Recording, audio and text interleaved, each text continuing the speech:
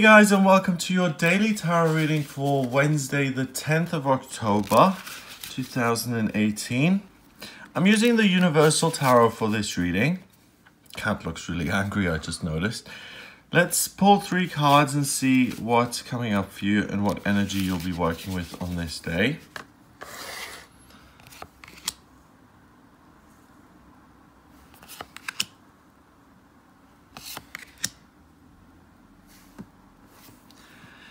The Knave of Wands, the Devil, and the Queen of Pentacles.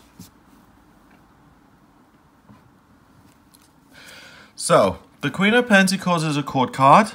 This is also a court card, and then we have a major arcana card. So, the big theme today is being trapped, either by money or by your desires, and you can't look past those, and you really just have to address things, and you're trapped until you address your passions and your desires and your needs until you can move forward.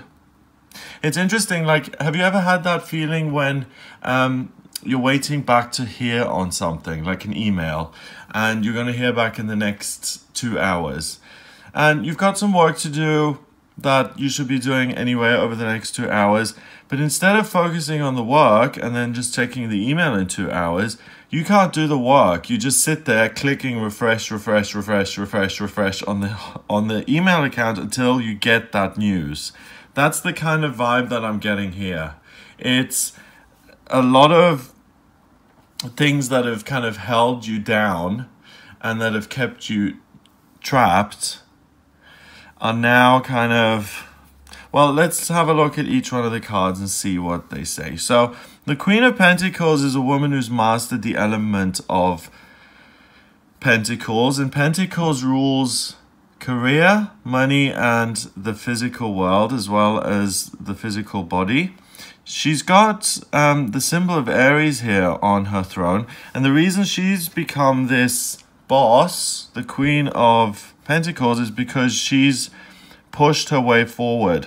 And she's not listened to people who said, oh, you're mad, you'll never make money doing this. She's just moved forward and done it herself. This card, the Devil, represents being too focused on the physical side of things and giving too much power to the physical side of things. So this is poverty consciousness, for instance. My parents were poor, my grandparents were poor, therefore I must be poor as well. That makes no sense whatsoever, but if you believe it, then that's what's going to happen. She's chained and trapped. He's chained and trapped. It's a relationship where people really don't care about each other, but they're just having sex for the sex of it. It's just the carnal side of it, and they look so miserable because there's no intimacy. And without intimacy and without our souls touching, sex just for the sake of it is horrendous. There's got to be an emotional connection before you open yourself up to something like that. Then we have this pentacle with the 2 points upwards, which means that the physical has won over spirit, and that never happens. And when we have this energy, we realize that there's something seriously wrong. We've given too much power to the chemistry in a relationship, for instance, and that's why we feel so stuck. Or we've given too much power to money, and that's why we're stuck in life. Or we've given too much power to our inexperience and our anger, and that's why we destroy everything instead of build things up. So it's really a day of being aware of all of the things that have kept you stuck and that have trapped you in life. And you really get a sense today that, wow, my life is the way it is, and there's no changing that. I've made my choices and I've now got to live with them. Again, it's such an absolutist thought that you can tell it's erroneous. This isn't the end of your life. There are other days where you will be able to do things that you want. What's really important today is to look at the past decisions you've made in terms of your finances and to decide again. Especially people who are trapped in jobs that they dislike and that they chose a month ago, a year ago, 2 years ago, 12 years ago because of the money. It's important to decide again and to look at what drives you, what your passions are, so that you can convert that into work, which is a pleasure for you and which pays you. Now, the Knave of Wands, he's a little bit problematic because he really goes for it. He's super passionate, or he overdoes it and he breaks something or he destroys it because he's just so into something. Ideally, we'd have the King of Wands here, but we don't have that today.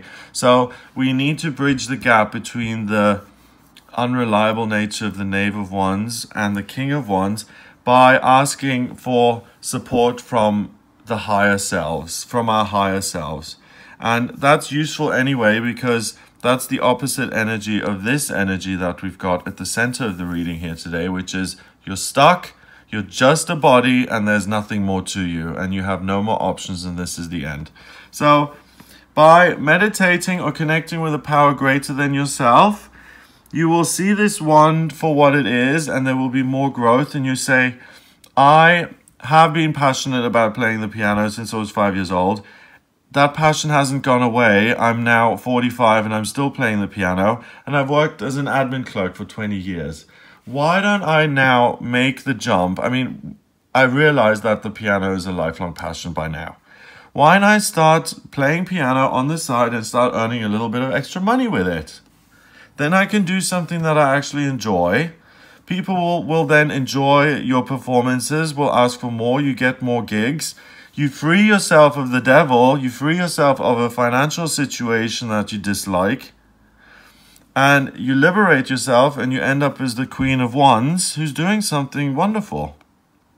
On the other hand, if you're in a relationship you got into because of the money and the security, really there's no shame in that. There's a lot of people in our culture, in our society, who get into relationships for financial security, and that's just the way it is. And finances are tough for a lot of people, so that's a transaction that's often made.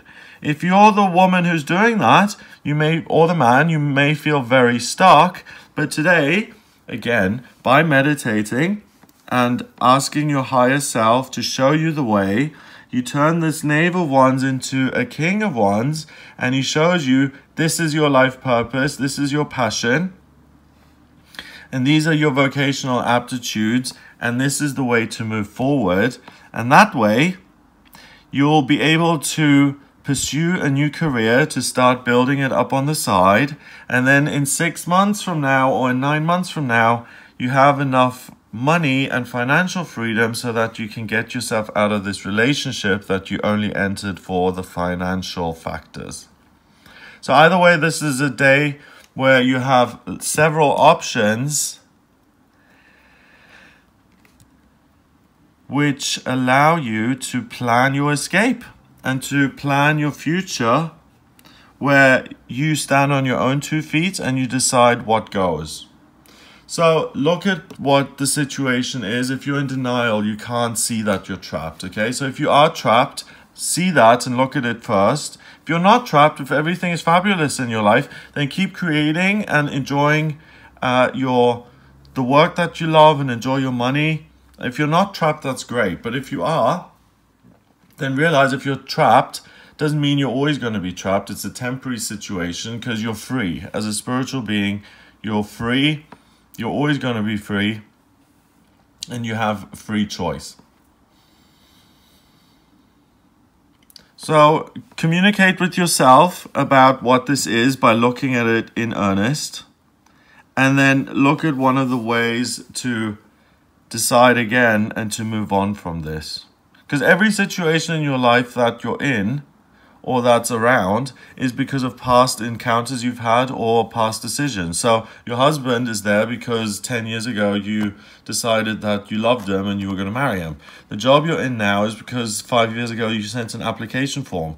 Today you realize that you're stuck in something that really makes you feel humiliated and just, God, I'm totally powerless over this situation and I've got stuck.